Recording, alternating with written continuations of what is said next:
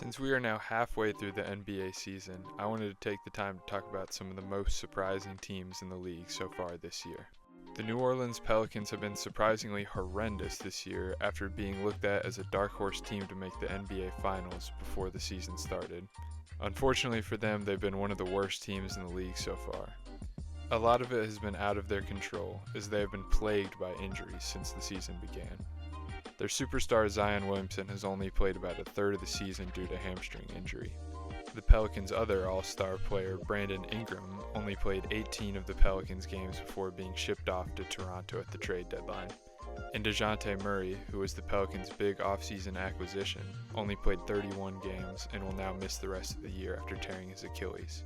However, even if all their guys stayed healthy, they most likely still would have been pretty bad as they didn't fit well together. None of them could shoot the three very well, and none of them were good defenders. It's very unfortunate that one of their most anticipated seasons in franchise history will end up with them having one of the worst seasons in franchise history.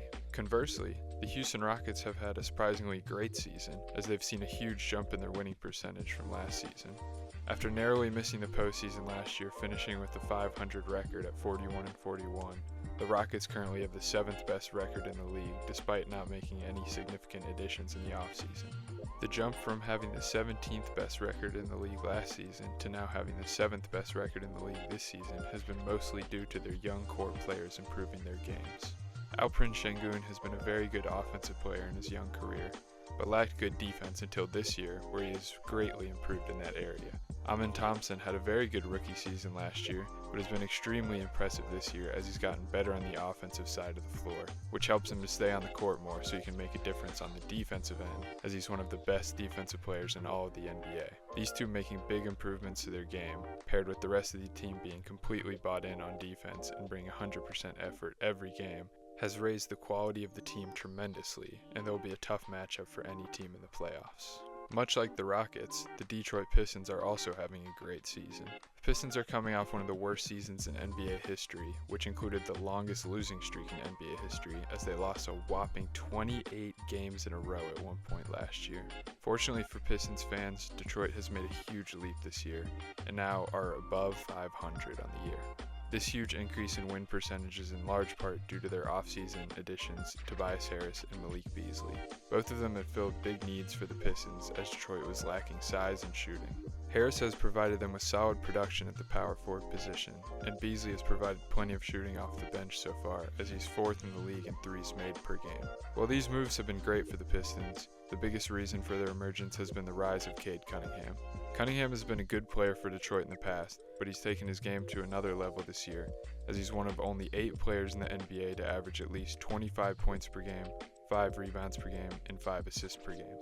His great play and leadership have been massive for Detroit, as they are now in the playoff hunt, just one season after having one of the worst years in NBA history. Unlike the Detroit Pistons, the Philadelphia 76ers are not having themselves a good season so far.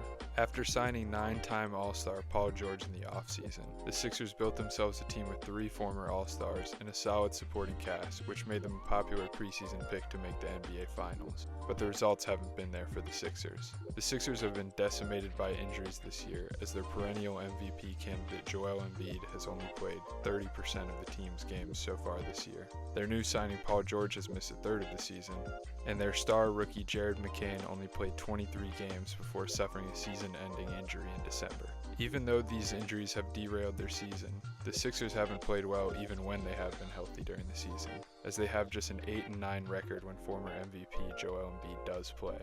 This is due to the declining play of both Embiid and Paul George, as their scoring averages have dropped by 9 points per game and 6 points per game respectively.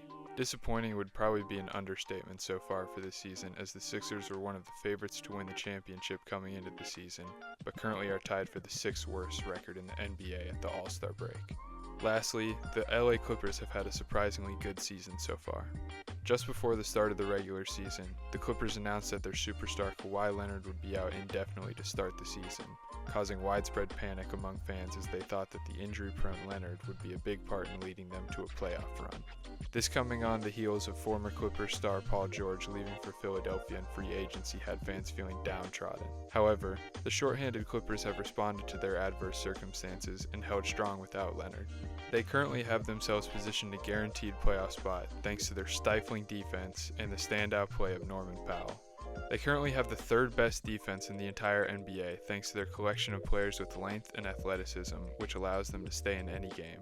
But the biggest reason for their success has been the rise of Norman Powell.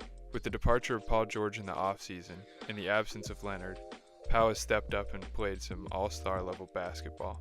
Powell is averaging an absurd 10 points more per game this year compared to last year, now averaging 23 points per game. He's been huge for the Clippers in replacing the scoring that they've been missing, and his play has helped to set the Clippers up well for the remainder of their season now that Kawhi Leonard has returned.